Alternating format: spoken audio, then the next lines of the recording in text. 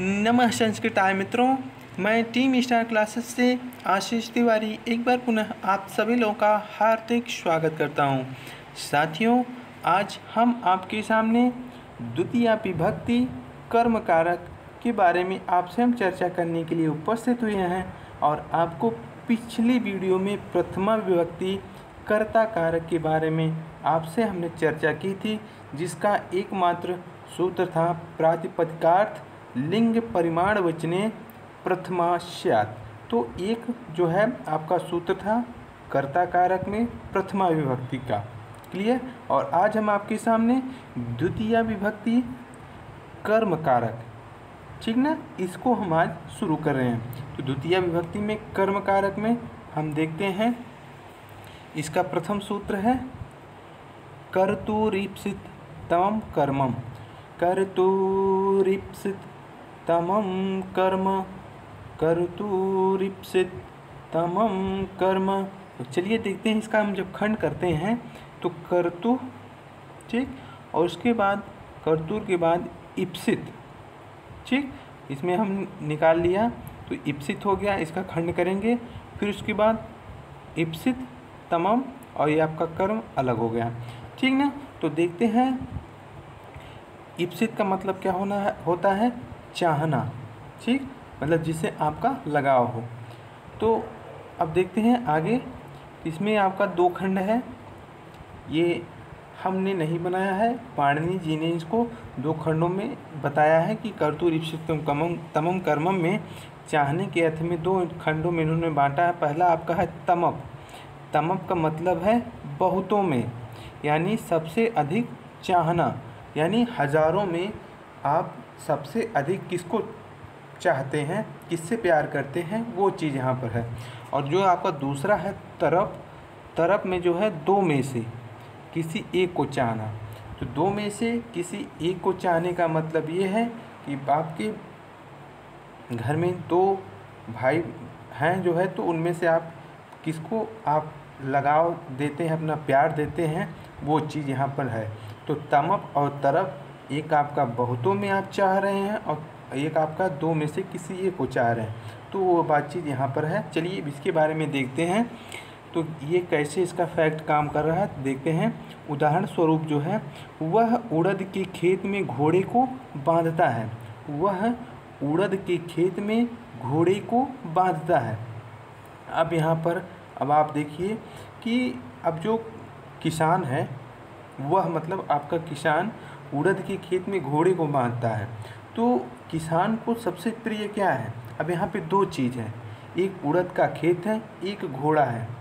तो यदि उड़द का खेत ना होता है या खाली मैदान होता, तो खाली मैदान से उसका कोई मतलब नहीं है, उसको तमाम खाली मैदान मिल जाएंगे, तमाम खेत मिल जाएंगे, लेकिन उसका जो है जो रोजी रोटी है वो क्या है, तो आपका घोड़ा है। तो घोड़े से उसका जो है दो में से एक, तब एक उड़द का खेत है उसको आप बाइकआउट करिए, और जो घोड़ा है, घोड़ा जो है दूसरा है, तो दो में से एक, मतलब आपका एक जो है घोड़ा है, तो वो घोड़े को सबसे ज़्यादा लगाव दे रहा है, यानी तरफ में दो में से किसी एक को चाहना, तो वह घोड़े को चाह रहा है। क्लियर। तो वह उड़द के खेत में घोड़े को बांधता है। तो अब देखते हैं इसका हम संस्कृत में अनुवाद करते हैं। सह मतलब वह, माशेषु मतलब आपका जो है उड़द का खेत होता है, ठीक ना। माशेषु मतलब आपका उड़द का खेत, अश्वम मतलब आपका घोड़ा, और बघनाति मतलब बांधता है। क्लियर। सह माशेषु अश्वम बघनाति। अब ये हो गया आपका मैटर। अब देखते हैं इसकी परिभाषा को। कर्ता अपनी क्रिया के द्वारा जिसको सबसे अधिक प्राप्त करना चाहता है उसकी कर्म कारक संज्ञा हो जाती है। क्लियर। अब देखते हैं आगे का फैक्ट है, दूसरा सूत्र है कर्मणि द्वितीया। अब इसको देख लें हम। कर्म कारक में द्वितीय विभक्ति का हम प्रयोग करते हैं। अभी हमने आपसे ऊपर फर्स्ट लाइन में आपसे हमने बताया कि द्वितीय विभक्ति कर्म कारक, वही चीज़ यहाँ पर है कर्मणि द्वितीया में, यानी कर्म कारक में द्वितीय विभक्ति का हम प्रयोग करते हैं। जैसे वह दूध से चावल खाता है, वह दूध से चावल खाता है, तो जो है यहाँ पर आपकी द्वितीय विभक्ति होगी। क्लियर। तो संस्कृत में अनुवाद करेंगे हम, तो सह दुग्धेन ओदनम भुंक्ते। सह मतलब वह, दुग्धेन मतलब दूध से, ओदनम मतलब आपका चावल, भुंक्ते मतलब खाता है। तो सह दुग्धेन ओदनम भुंक्ते, वह दूध से चावल खाता है। क्लियर। तो यहाँ पर जो है आपका दूध से चावल खाता है, कर्मणि द्वितीया के हिसाब से आपका ये जो है कर्म कारक जो कि मानी गई। क्लियर। अब देखते हैं आगे आपका है तीसरा सूत्र आपके समक्ष हम ला रहे हैं, तथा युक्तम च निप्सितम, तथा युक्तम च निप्सितम। अब देखते हैं इसके बारे में। कर्ता अपनी क्रिया के द्वारा जिसको सबसे अधिक प्राप्त करना चाहता है तथा उसके साथ साथ जिसको प्राप्त नहीं करना चाहता उसकी भी कर्म कारक संज्ञा होगी। यानी कर्ता जो है किसी को अधिक चाहता है और किसी को नहीं भी चाहता है, तो अधिक चाहने में भी आपका कर्ता का कर्म कारक होगा और नहीं भी चाहने के योग में जो कि आपका वहाँ पर भी कर्म कारक संज्ञा मानी जाएगी। अब देखते हैं कैसे। अब यहाँ पर एक उदाहरण हमने लिया है, भरत गांव को जाते हुए तिनकी को छूता है। अब आपकी हम सामाजिक तौर तरीके पर इस उदाहरण को हम रख रहे हैं कि जैसे आप स्कूल जाते वक्त या स्कूल की छुट्टी होते वक्त जो है रास्ते में आप चलते हुए पैरों से कंकड़ मारते हैं, या फिर आप सड़क पर पेड़ पौधे जो लगे होते हैं उन पत्तों को आप ना चाहते हुए भी टच करते हैं, और सड़क पर जो पत्थर है उसको ना चाहते हुए भी आप उसको पैरों से मारते हैं। तो जो है आप उसको नहीं चाह रहे हैं लेकिन फिर भी उसको आप टच कर रहे हैं। और यहाँ पर क्या कहा गया उदाहरण में, भरत गांव जाते हुए। अब जो है यहाँ पर भरत जो है किसको चाह रहा है, गांव को जाना चाह रहा है। ठीक ना, गांव जो है उस पर ज़्यादा उसको उसके लिए प्रिय है, लेकिन वो तिनके को नहीं छूना चाहता। लेकिन वह जो है तिनका जो है उसका पसंद नहीं है छूना, लेकिन इस पर भी दोनों कंडीशनों में आपकी क्या होगी, तो कर्म कारक होगी। जिसको चाह रहा है उसमें भी कर्म होगी और जिसको नहीं चाहता है उसमें भी कर्म होगी। क्लियर। तो भरत गांव जाते हुए तिनकी को छूता है, तो इसका सीधा फैक्ट इसका संस्कृत में अनुवाद करेंगे, भरत ग्रामम गच्छन, भरत ग्रामम गच्छम तृणम स्पृशत, तृणम स्पृशत। तृण मतलब आपका तिनका या घास, स्पृशत मतलब छूने से है। क्लियर। चलिए अब देखते हैं आगे। अब यहाँ पर आपका जो ये पहला खंड है, कर्तूर इप्सित तमम कर्मम। अब यहाँ पर आपसे क्या कहा गया था, हमने क्या बताया था, कर्ता जो है किसी एक पर ज़्यादा लगाव रखता है। ठीक ना, तरफ और तमप में हमने आपसे इसको दो खंड में आपको बताया था। तो उसमें हजारों में किसी एक को चाहता है और किसी दो में से किसी एक को चाहता है। तो वहाँ पर जो है आपको भरत गांव जाते हुए, तो आप जो है तिनको को ना टच करके, यहाँ पे दो काम हो रहा है, एक तिनका को और एक गांव का। तो यहाँ पे गांव पर उसने दो में से एक को ज़्यादा महत्ता दी है, गांव को। भरत जो है गांव को ज़्यादा महत्ता दी है, इसलिए जो यहाँ पे कर्तुर इप्सित तमम कर्मम सूत्र से जो है आपका भरत ग्रामम गच्छन मतलब गांव को जाता है। इस पर दो में से एक पर जो है भरत को ज़्यादा लगाव है, किससे, गांव से, और जो तिनके को छूता है उसमें कम लगाव है, इसलिए वहाँ पर तथा युक्तम चानिप्सितम की योग में जो है कर्मण द्वितीया में जो है आपको तिनके को छूता है। कौन छूता है, भरत। तो यहाँ पर आपका सीधा सीधा हो गया कर्मण द्वितीया। क्लियर। अब चलते हैं आगे, देखते हैं आगे आपका है, वह भात से खाते हुए जहर खा लेता है। वह भात, थोड़ी सी लाइन मिस्टेक हो गई है, वह भात को खाते हुए, यहाँ भात को लिख लीजिएगा, भात को खाते हुए जहर खा लेता है। तो इसका अनुवाद क्या होगा, सह मतलब वह, ओदनम मतलब आपका भात, खादन मतलब खाते हुए, जहर का संस्कृत अनुवाद होगा विषम, और खाना का मतलब होगा खादते। क्लियर। तो सह ओदनम खादन विषम खादत, वह भात को खाते हुए जहर खा लेता है। यहाँ पर जो है आपका भात उसका जो है एकदम चित परिचित चीज़ है, उसको पसंद करता है। जहर को पसंद बिल्कुल नहीं करता, कि वो जानता है कि जहर खाएंगे तो हम मर जाएंगे। लेकिन आपका जो है यहाँ पे दो काम हो रहे हैं। एक जो है आपका कि जिसमें आपकी पूर्णतः इच्छा है, आप उस चीज़ से प्यार मोहब्बत करते हैं कि हमको भात खानी है, हमको रोटी खानी है, तो जो है आप भात को खाएंगे, ना कि जहर को। तो यहाँ पे दोनों कंडीशन में आपको, जिसको चाहते हैं वो भी और जिसको नहीं चाहते हैं वो भी, दोनों कंडीशन में आपकी कर्म द्वितीया के हिसाब से द्वितीय विभक्ति का कर्म कारक होगा। क्लियर। अब चलते हैं चौथे सूत्र की तरफ। चौथा सूत्र आपके सामने है, चलिए देखते हैं इसके बारे में, इसका क्या कथन है, ये क्या कह रहा है, चलिए देखते हैं। इसमें कह रहा है कि इसका सूत्र है अकथितम च, अकथितम च। यहाँ से आपका प्रश्न आपका हमेशा पूछा जाता है और आएगा भी। आपको इतना ना जानकारी आपको रखनी है, आपको ये भी बता दें, आपको ये भी जानकारी रख लेनी चाहिए कि कर्मण द्वितीया जो आपका कारक है, इसमें से आपकी प्रश्न हमेशा बनते आए हैं और बनने की उम्मीद भी है, और कारक से आपके 1 से 2 प्रश्न हर साल आपकी एग्ज़ाम में पूछे गए हैं। क्लियर। अब देखते हैं आगे परिभाषा इसकी क्या है अकथितम च की। इसमें अपादान आदि हमने लिखा है, अभी हम इसके बारे में बताएंगे कि अपादान आदि हमने क्यों लिखा, क्योंकि यह पंचमी विभक्ति का है। तो चलिए देखते हैं। अपादान आदि अविवक्षा, अविवक्षा का मतलब है ना कहने की इच्छा। अपादान आदि अविवक्षा में तथा 16 धातुओं के योग में अकथितम च सूत्र से अप्रधान कारक कर्म कारक संज्ञा मानी जाती है। क्लियर। तथा कर्मण द्वितीया सूत्र से द्वितीय विभक्ति का प्रयोग हम कर देते हैं। समझ में आई बात ना। अब चलते हैं आगे।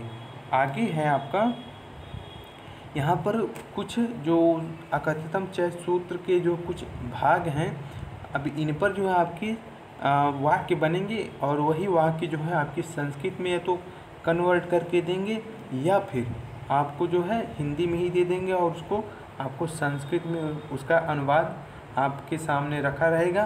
तो उसमें आपको छांटना पड़ेगा कि यह मतलब आपका जो है कर्मण द्वितीया में किस सूत्र का ये जो है भाग है।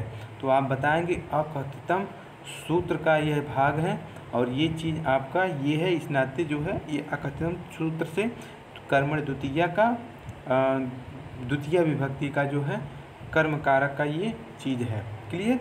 अब देखते हैं आगे। तो अब देखते हैं, इसको आपको याद करना पड़ेगा, ठीक ना। यहाँ से आपके ऐसे प्रश्न बन जाएंगे। अब देखिए, जैसे हमने ये आपके सामने ले जाना लिखा है, ठीक ना। तो अब यहाँ पर हमने आपको एक शब्दांश हमने बनाया, एक वाक्य बनाया, वह बकरी को ले जाना चाहता है, वह बकरी को ले जाना चाहता है, ठीक ना। तो वह सह अजाम ले जाना, तो नियते हो जाएगा, वह बकरी को ले जाना चाहता है, सह अजाम नियते। क्लियर। तो इस तरह जो आपके प्रश्न बनेंगे, तो नियते का मतलब आपको ये समझ में आएगा कि वहाँ पे नियते पर अंडरलाइन कर दे, अंडरलाइन कर दे और पूछ ले कि इसमें जो है किस कौन सा कारक है जो है, तो आप सीधे बताएंगे कि द्वितीय विभक्ति का कर्म कारक है। अब देखते चलिए इसको हम याद करते हैं पूरे टोटल को।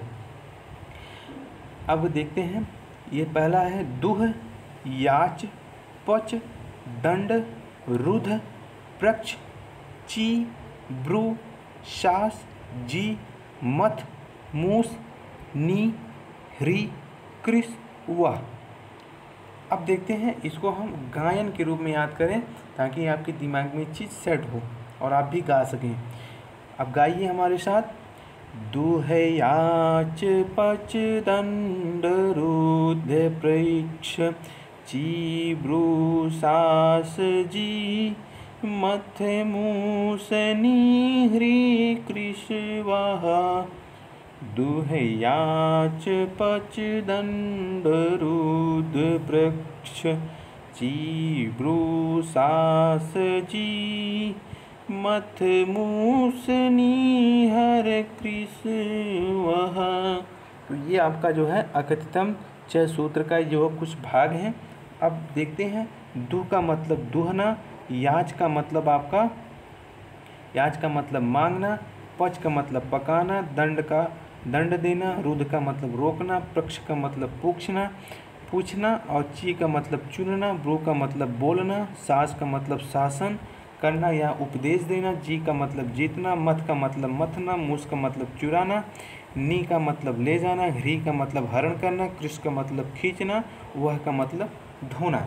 अब देखते हैं इसके बारे में कि ये जितने भी आपके शब्द लिखे हुए हैं इनका हम सेंटेंस बनाते हैं, इनका वाक्य बनाते हैं। अब आपको वाक्य ऐसे आपको मिलेंगे। अब देखते हैं इसके बारे में। अब हमने आपसे क्या चर्चा की, दुह, याच पच दंड। अब देखते हैं दुह, ठीक ना। तो दुह का मतलब दूध दोहनाते हैं, हमने दोग्धी लिखा है, वह दुहता है, फिर मांगता है, फिर आपको क्या करता है, दुह याच पच, पच का मतलब पकाना, ठीक ना। तो ये चीज़ आपके सामने हम देखिए हमने रखे हैं, तो आपको वो फिर से उसको आप नोट करिएगा, तो इसको आप फिर लिख लीजिएगा, तब आपको ये चीज़ आपके मेमोराइज आपके दिमाग में होगी। तो वह गाय से दूध दुहता है, तो सह धेनु दुग्धम दोग्धि, दोग्धि का मतलब दुहना होता है, क्लियर। दुग्धम मतलब दूध, धेनु मतलब गाय, सह मतलब वह पिता से धन मांगता है, सह पितरम धनम याचते, सह पितरम धनम याचते। हमने दुह याच, हमने कहा था ना दुह याच, अब याच याचते हो गया, ठीक ना। तो ये आपका याच मतलब मांगना। दुह याच पच, अब देखिए यहाँ पे पचत है, पच हमने वहाँ लिखा है ना, तो पचत है। तो इस तरह आपको वहाँ पे याद करना, बाकी हम आपको बता दे रहे हैं, आप उसको देख लीजिएगा। वह चावलों से भात पकाता है, सह तंडुलान ओदनम पचत, तंडुल का मतलब होता है आपका चावल, ओदनम मतलब भात, ठीक, और पचत मतलब पकाता है। वह गर्गों से 100 रुपये का दंड देता है, वह गर्गों को 100 रुपये का दंड देता है। सह गर्गान सतम दंडयत, मतलब सतम का मतलब आपका 100 होता है, दंडयत मतलब दंड देता है। वह बाड़े में गायों को रोकता है, ठीक ना, बाड़े में चाहे गौशाले में, ठीक। तो वह बाड़े में गायों को रोकता है। सह ब्रजम धेनु अवरुद्धि, ठीक ना, सह ब्रजम धेनु अवरुद्धि, वह ब्रजम का मतलब आपका यहाँ पे क्या है, बाड़े में। यदि ब्रज ना होकर गौशाला होता तो गौशालायाम, ठीक, गौशालायाम होता। सह गौशालायाम धेनु अवरुद्धि, क्लियर। और आगे है आपका, वह ब्रह्मचारी बालक से मार्ग पूछता है, सह माणवकम मार्गम पृक्षत, क्लियर। और वह वृक्षों से फूलों को चुनता है, सह वृक्षान पुष्पाणि अवचिनोति, क्लियर। और आगे है, वह ब्रह्मचारी बालक को धर्म बताता है तथा उपदेश देता है। तो सह माणवकम मतलब ब्रह्मचारी, धर्म मतलब ब्रह्मचारी बालक को, धर्म का मतलब धर्म बताना, ब्रूति मतलब ब्रूति शास्त्र मतलब आपका उपदेश देना, क्लियर। फिर आगे है, वह गर्गों से 100 रुपये जीतता है, सह गर्गान सतम जयति, जयति का मतलब जीतना, वहाँ पे हमने आपको लिखा था ना जी का मतलब जीतना। और उसके बाद आपका क्या था,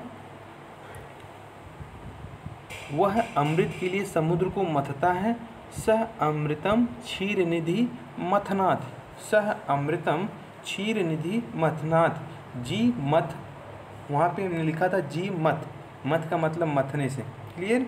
तो वह समुद्र को मथता है अमृत के लिए। सह पिता, वह पिता से धर्म चुराता है, सह पितम धनम मूषणाति, हमने वहाँ मूस लिखा था ना, तो वही चीज़ यहाँ पे मूस का मतलब चुराना, चुराना। और आगे है, हम आपको बता दें, वह गांव से बकरी ले जाता है, हरण करता है, खींचता है और ढोता है। अब देख लीजिए, इसको हमने एक ही सेंटेंस में 4 को एक में जोड़ दिया। सह ग्रामम नयति हरति, कर्षति, वहति।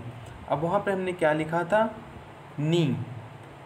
क्लियर, हर, कर्ष, कृष और वहत, वह।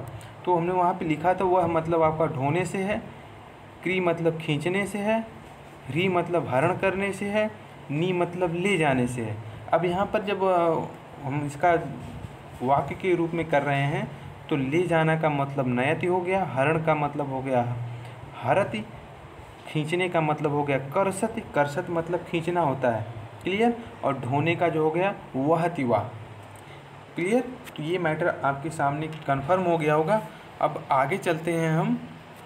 अगला सूत्र आपके सामने है अधिसिंग अस्था कर्म।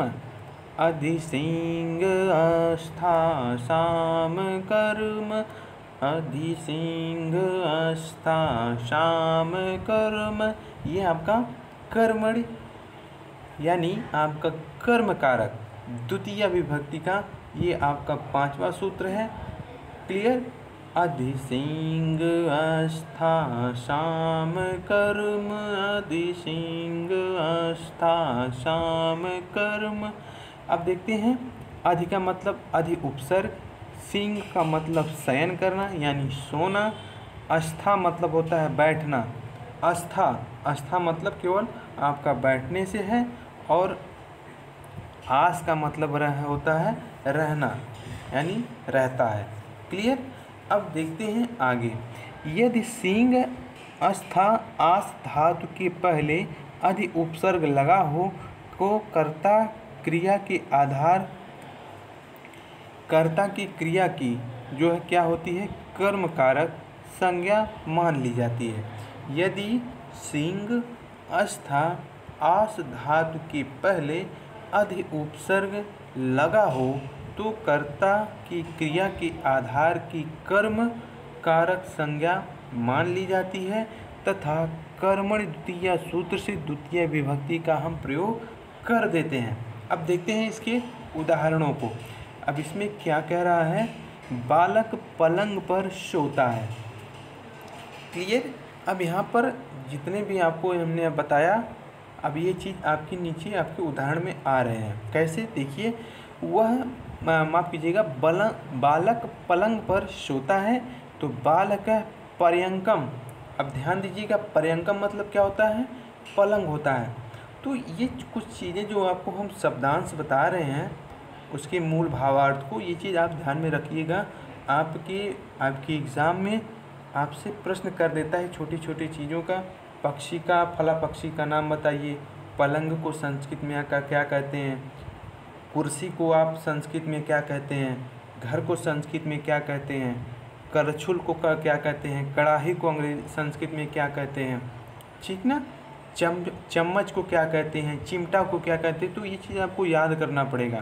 तो चलिए देखते हैं, बालकः पर्यंकम अधिशेते, ठीक ना, तो अधि उपसर्ग लगा है, ठीक, और आपका सेते मतलब सोने से है, तो यहाँ सिंग का मतलब शयन करना, तो यहाँ शयन, ये सेते आपका सोने से किया इसका मतलब है। क्लियर, और अधि आपका उपसर्ग है, और अधि से उपसर्ग जो है इन वाक्यों, इन शब्दों के आगे जो है लगेगा।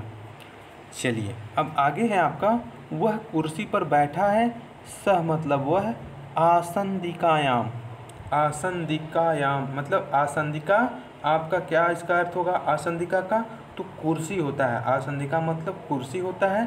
स आसंदिकायाम तिष्ठत, तिष्ठत मतलब तिष्ठ, ठीक ना, तो तिष्ठ मतलब आपका बैठने से है, तिष्ठत। क्लियर, वह कुर्सी पर बैठता है, स आसंदिकायाम तिष्ठत। अब आगे है आपका, वह घर में है, तो सह गृहम अध्यास्ते, सह गृहम अध्यास्ते में है, घर में है। क्लियर, तो सह गृहम अध्यास्ते, सह मतलब वह, गृहम मतलब घर, अध्यास्ते मतलब स्थित है, वह घर में है या घर में स्थित है। क्लियर, अब चलते हैं आगे। आगे है आपका अगला सूत्र आपके समक्ष ला रहे हैं। अगला सूत्र है आपका उपान्वध्यांगवशः, उपान्वध्यांगवशः, उपान्वध्यांगवश। अब देखते हैं इसके जब हम खंड को करते हैं तो इसमें क्या इसका निकल के आ रहा है। एक मिनट, उपसर्ग में आपका उप, अनु, अधि और अ, तो ये आपकी क्या है, उपसर्ग हैं, उप, अनु, अधि, अ। और जो है वस, ये आपका वस जो है ये आपका धातु है, वस धातु। अब देखते हैं जब इसका हम परिभाषा देख रहे हैं तो परिभाषा क्या निकल के आ रही है उसको ध्यान से समझिएगा। यदि वस धातु से पहले उप, अनु, अधि और उपसर्ग आए तो कर्ता की क्रिया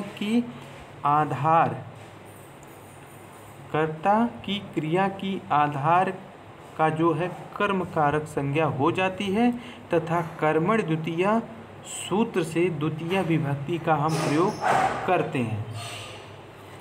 क्लियर? आप जो है इन लाइनों को ध्यान से पढ़िए, तभी आपको समझ में आने वाला है। परिभाषाओं को ध्यान से पढ़िएगा। देखते हैं हम इसके उदाहरण को, ये क्या कह रहा है। पहला है विष्णु वैकुंठ में निवास करते हैं।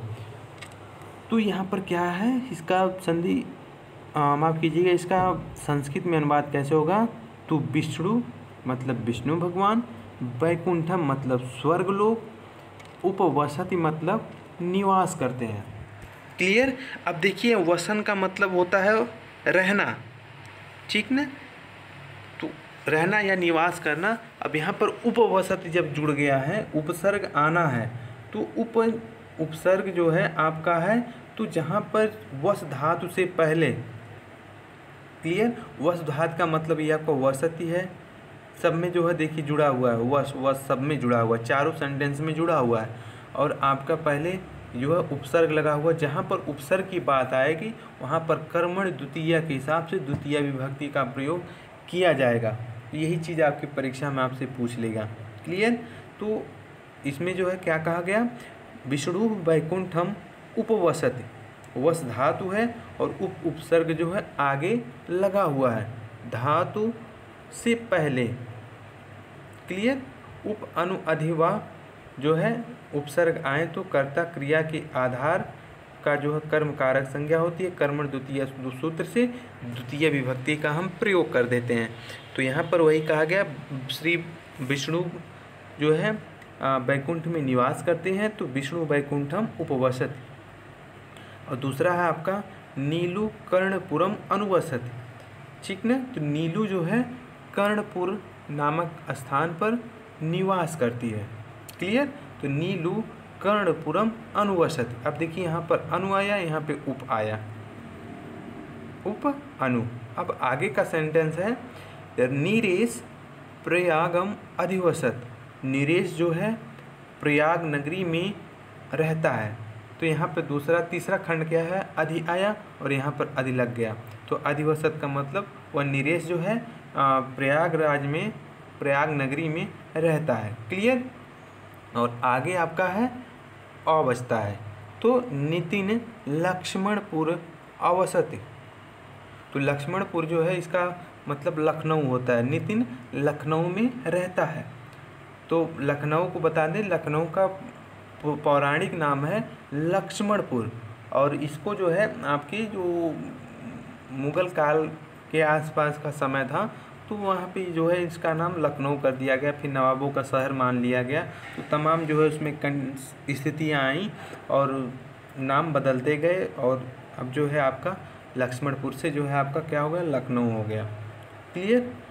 उसके पहले लखनपुर भी था, उसको लखनपुर भी कहते थे, लक्ष्मणपुर भी कहते थे, तो ऐसे ऐसे नाम चेंज होता गया। तो नितिन लक्ष्मणपुर अवसत, यानी नितिन लखनऊ में रहता है। अब ये आपके सूत्र हो गए उपान्वध्यान वश्य का।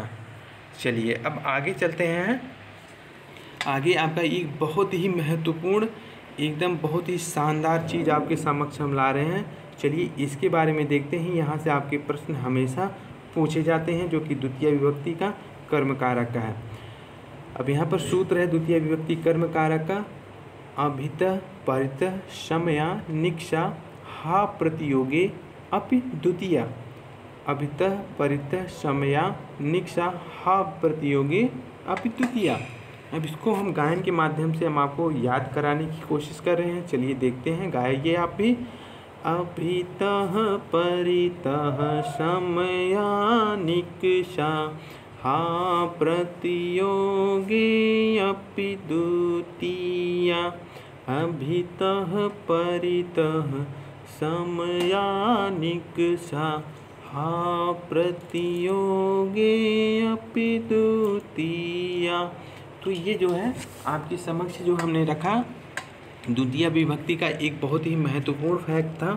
अब देखते हैं इसका हम खंड करते हैं। अभितः का मतलब दोनों ओर, परितः का मतलब चारों ओर, समया का मतलब समीप, निकषा का मतलब निकट, हा का मतलब हाय या धिक्कार, प्रति का मतलब की ओर के योग में द्वितीय विभक्ति होती है। वही नीचे हमने परिभाषा के रूप में लिखा, अभितः परितः समया निकषा हा प्रतियोगे के योग में द्वितीय विभक्ति मान ली जाती है। अब देखते हैं आगे कैसे, अब उसको समझिएगा। कृष्ण की सब ओर ग्वाले हैं, तो कृष्णम अभितः मतलब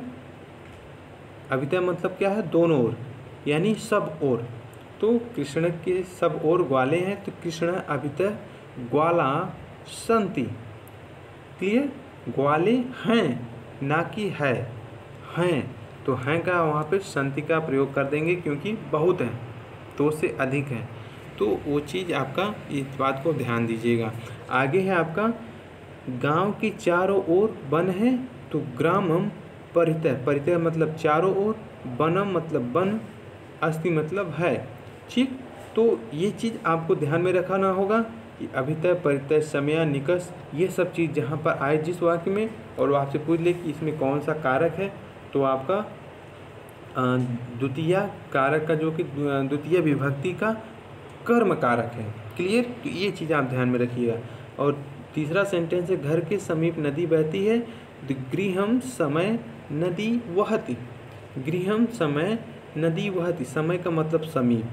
ठीक, गृहम मतलब घर के समीप, नदी मतलब आपका नदी, वहति मतलब बहती है। क्लियर, और घर के निकट वाटिका है, तो नगरम निकषा वाटिका अस्ति। निकषा का मतलब निकट होता है। क्लियर, वाटिका मतलब आपका वन, उपवन या उद्यान। और आगे है आपका कृष्ण के अभक्तों को धिक्कार है। कृष्ण है भक्त हा, अब यहाँ पे हमने हा की बात की ना, हा का मतलब हा या धिक्कार, तो कृष्ण अभक्त हा। क्लियर, और आगे है अंतिम, तुम मेरी ओर देखो, त्वम माँ प्रतिपश्य। तुम मतलब तुम, माँ मतलब मेरी ओर, माँ प्रति मतलब हमारी ओर।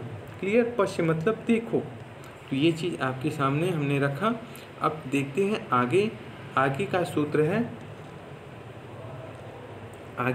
सूत्र है 8वां, अंतरा अंतरेण युक्ते। अंतरांतरेण युक्ते, अंतरांतरेण युक्ते। अब देखते हैं इसके बारे में। अंतरा और अंतरेण, इन दो अव्यय पदों के योग में द्वितीय विभक्ति का हम प्रयोग करते हैं। तो अंतरा मतलब आपका बीच में, अंतरेण मतलब बिना। अब इसका हम जब खंड करेंगे तो एक पद निकला अंतरा, और एक जो अवग्रह है उसको हम अ मानते हैं ना, आपको हमने बताया था विसर्ग संधि में, तो उसको हमने मान लिया अंतरेण। अंतरेण का मतलब बिना होता है, अंतरा मतलब बीच। अंतरा और अंतरेण इन दो अव्यय पदों के योग में द्वितीय विभक्ति का हम प्रयोग करते हैं। और कैसे करते हैं चलिए इसको देखते हैं। तुम्हारे हमारे बीच में हरि हैं, तो त्वाम माम। तुम्हारे में मतलब हो गया त्वाम, हमारे का मतलब हो गया माम। अंतरा, अंतरा मतलब बीच में। क्लियर, हरि मतलब हरि, अस्ति मतलब हैं। क्लियर, एकदम लाइन स्पष्ट तरीके से हमने आपको लिखी है यहाँ पर, और आप समझ भी गए होंगे। आगे है हरि के बिना सुख नहीं, हरिम अंतरेण। अब यहाँ बिना की बात आ गई। ठीक, तो हरि अंतरेण सुखम नास्ति। समझ गए ना। अब आगे है आपका अगला सेंटेंस है, अगला वाक्य, नारी के बिना सुख नहीं, यानी एक औरत के बिना सुख नहीं प्राप्त होगा। तो ये चीज़ यहाँ पे लिखा गया है, नारी के बिना सुख नहीं, तो नारी अंतरेण सुखम नास्ति। यानी नारी के बिना सुख संभव नहीं है। नारी की आवश्यकता है और आपको सुख जो है एक नारी के साथ ही आपको प्राप्त होगी। यहाँ पर नारी के बिना जो है सुख नहीं, यहाँ पर बिना का बात की गई। क्लियर?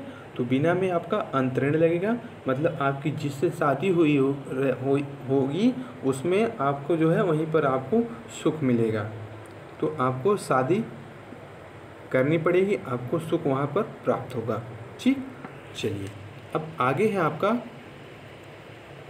आगे अंतिम है आपका सूत्र 9वां है काला ध्वनु रत्यंत संयोग। काला ध्वनु रत्यंत संयोग। अब देखते हैं इसमें इसका क्या तथ्य है।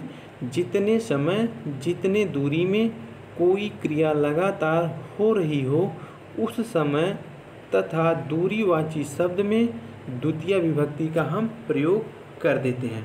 अब यहाँ पर इसका हम अलगाव कर रहे हैं। तो काल का मतलब एक समय हो गया, अध्वन का मतलब हो गया आपका मार्ग या दूरी। क्लियर? अब देखते हैं आगे, इसके उदाहरणों को समझिए। राम 14 साल जो है वन में रहे। राम 14 साल वन में रहे। यहाँ 14 साल का जो एक समय था ना, 14 साल का एक समय ही मानेंगे ना आप, कि आप उस घंटा मानेंगे या मिनट मानेंगे, उसको आप एक समय ही मान रहे हैं। तो यहाँ पर काल का मतलब यहाँ पे समय। तो राम 14 साल तक या 14 साल तक जो है वन में अपना समय व्यतीत किया। यहाँ पे समय शब्द को नहीं दिया, लेकिन आपको समझना पड़ेगा। तो इसका जो है संस्कृत में अनुवाद होगा राम 14 वर्षाणि वनम अधिजगे। वन में रहे, वर्षाण मतलब वर्ष। क्लियर? 14 मतलब आपका 14। और अगला सेंटेंस आपके सामने है नदी कोस भर टेढ़ी है। नदी आपका कोस भर टेढ़ी है, जिगजैग मतलब टेढ़ा मेढ़ा। तो इसका अनुवाद क्या है लिखा हुआ, नदी क्रोशम कुटिला। क्रोशम मतलब कोस भर यानी किलोमीटर, वही आपका क्रोशम आपका वही किलोमीटर है। ठीक ना? तो क्रोशम मतलब आपका कोस भर, कुटिला मतलब टेढ़ी मेढ़ी। क्लियर? तो नदी क्रोशम कुटिला, नदी कोस भर टेढ़ी है। क्लियर? और आगे आपका वह महीने भर सुख पूर्वक रहा तो सह मासम कल्याणी। सह मतलब वह, मासम मतलब महीना भर, सुख पूर्वक रहा मतलब कल्याणी मतलब आपका वो सुख भोग के साथ जो है अपना जीवन व्यतीत किया। तो यहाँ पर जो है क्या हुआ आपका, तो महीने भर, तो वो आपका एक मार्ग था महीने भर का। ठीक ना? और यहाँ पर दूरी का आभास हो रहा है। समझ रहे हैं ना आप बात? तो यही चीज़ आपका काला ध्वनो रत्यंत सहयोगी मतलब आपका ये द्वितीय विभक्ति का कर्म कारक आपके प्रयोग होंगे। तो जो है आज का ये फैक्ट हमने आपके सामने रखा। तो आज का वीडियो आपको कैसा लगा, अपना विचार हमें ज़रूर दीजिएगा। आज हमने द्वितीय विभक्ति का कर्म कारक का जो है हमने आपसे चर्चा की। कल हम आपको तृतीय विभक्ति का करण कारक के बारे में आपसे चर्चा करने के लिए पुनः उपस्थित होंगे। अपना ख्याल रखिए। Take care. जय हिंद, जय भारत।